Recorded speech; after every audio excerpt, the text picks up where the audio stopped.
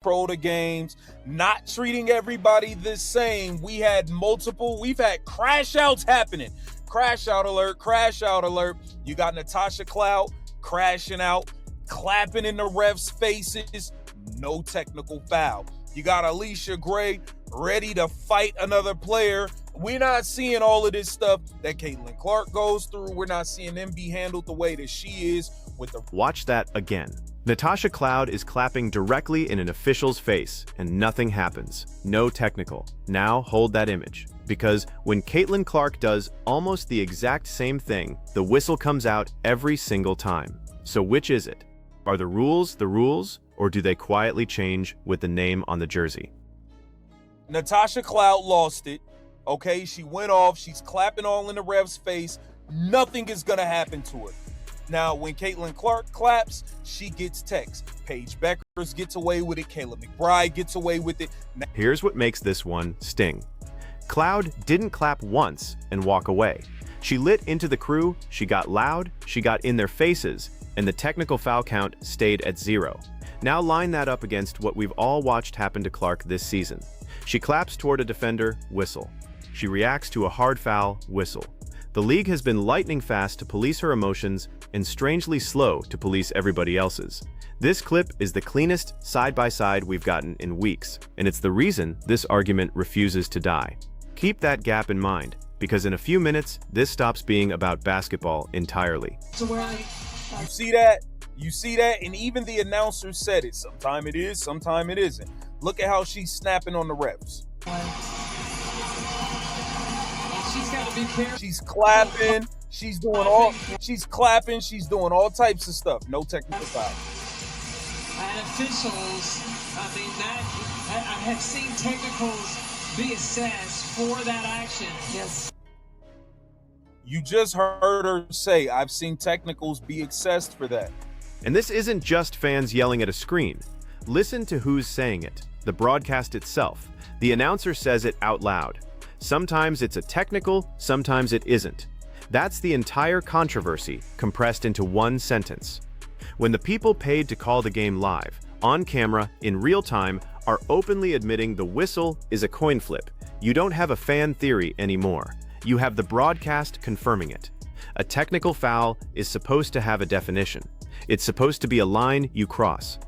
But if the identical behavior draws a whistle for one player and dead silence for another, then it's not a line, it's a mood. And a rulebook that runs on mood is exactly how a league bleeds the trust of the fans it just spent years trying to win over. We got Alysha Gray, who also was about to lose her damn mind during the game after being hit in the face. Let's take a look. Gray saw that the defense didn't pick her up and went right to the basket as Gray takes some contact to the face. And then an offensive foul. She was about to spaz out. She was about to lose it. Gray was marching straight towards Andalassini, and Howard comes You see, everybody's not treated the same, bro. over and essentially just tackles her out of the way. In this game, You see that? Now swing over to Alysha Gray, because this is a different flavor of the same problem. Gray takes a shot to the face during live play.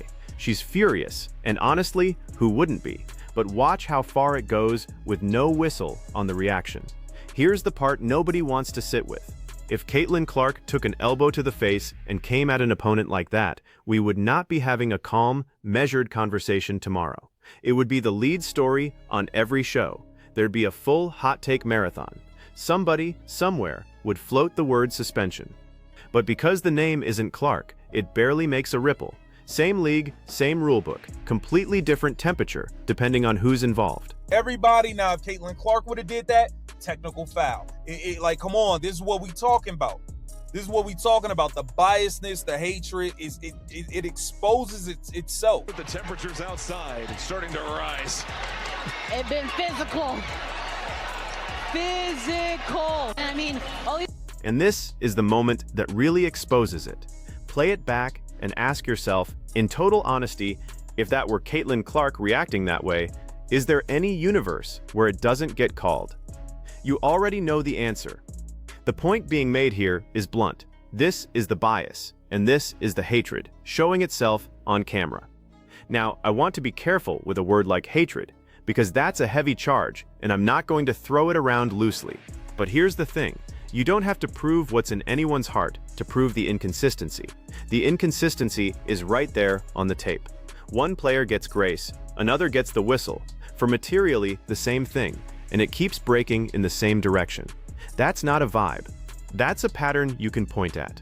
Now Alicia Gray did get hit in the face. And went right to the basket. Look how she gets up. Takes up. Look how she's storming at the player.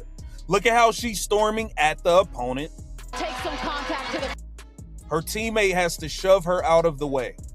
Her teammate had to shove her out the way, man. face. And then an offensive foul. But no, where's the tech on her for doing that? Where's the tech on Natasha Cloud for clapping? Where's the tech on Paige Beckers for... Look closely here, because the detail that matters is the teammate. Gray gets hit, she gets up, and she goes at the opponent so hard that her own teammate has to physically shove her out of the way to keep it from boiling over. That is not a small flare-up. That's a moment that needed a whistle, needed a body in between, needed the officials to actually officiate, and instead, the crew let a player break up her own teammate. So stack the questions up. Where's the technical on Gray for that? Where was it on Cloud for clapping in a ref's face? Paige Bookers has done her share of jawing and skated too. And this isn't a one-game thing you can wave off. Go back through this season, and it's the same rhythm. A hard foul on Clark that doesn't get called, a shove that gets ignored, and then the instant she reacts, that's the whistle they suddenly find. Fans have been clipping it and stacking it for months, precisely because it keeps rhyming. Reactions that would cost Caitlin Clark a technical, a fine, and a week of media pile-on cost other players nothing. And that gap, not any single clip, is the real story. Alicia, a little bit of frustration probably on that call. How do you keep working past it? You just got to keep playing. I mean, refs are trash, but hey, we moving on from that. But hey, you just got to lock in, stick to game plan, just keep playing aggressive. And the biggest thing is just staying in our shots, forget the refs, and continue playing our game so we can come out with a win. And then it moves to the podium, which is where this stops being about a clap and starts being about what you're even allowed to say out loud.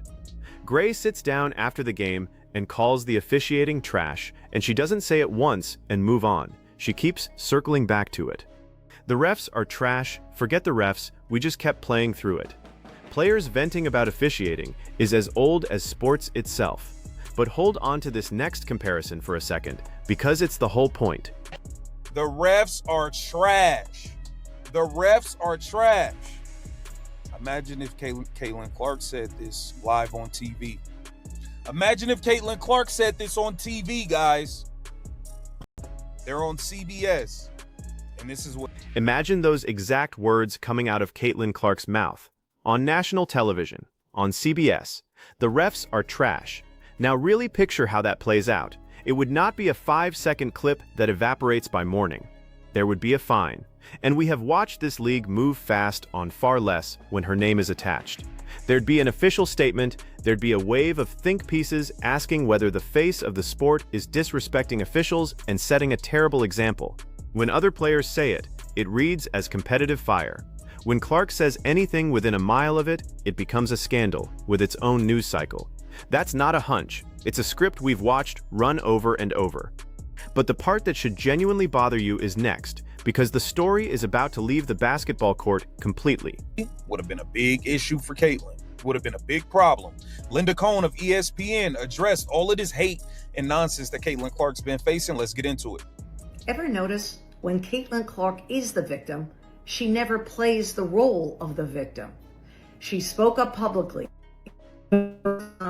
Alyssa Thomas came out publicly and said she's been getting death threats to her and her family, and there has been racial slurs. Here's where it gets heavier, and I'm going to be careful and fair with it.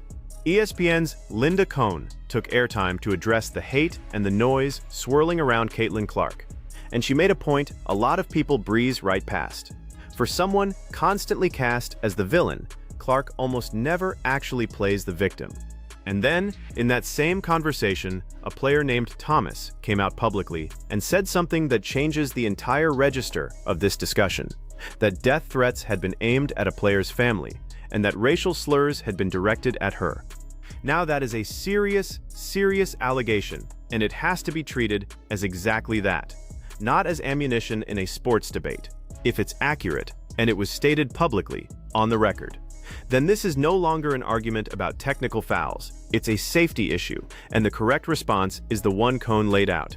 Take it to the police, take it to the FBI, and let them find whoever is responsible. Let me be completely clear about this. Nobody clapping at a referee, nobody arguing about a whistle. Nothing that happens on that court justifies a single threat against a real human being or their family. On that, there is no both sides. But back to Caitlin Clark. She always takes the high road in these situations. She did it back in the day with Angel Reese. All these controversies. I love what Caitlin Clark said. I do love that she took the high road here, saying this cannot happen to any player in the league, no matter what the situation is, players, coaches, whatever. But she also took the time, which I loved, to basically told the league to be better communicating. She also mentioned the officiating. And this is the twist that flips the whole narrative around. Because when you actually listen to what Caitlin Clark said herself, she didn't do the predictable thing. She didn't make it about her. Go all the way back to the Angel Reese storylines that the internet turned into a full-blown war. And the through line is the same. Clark keeps taking the high road, and she took it again here. Her message boiled down to this. This cannot happen to any player in this league. Not a player, not a coach, not anybody, no matter the situation. She's standing up for the very people the internet keeps insisting are her enemies. And you can even understand part of the resentment if you're being fair about it.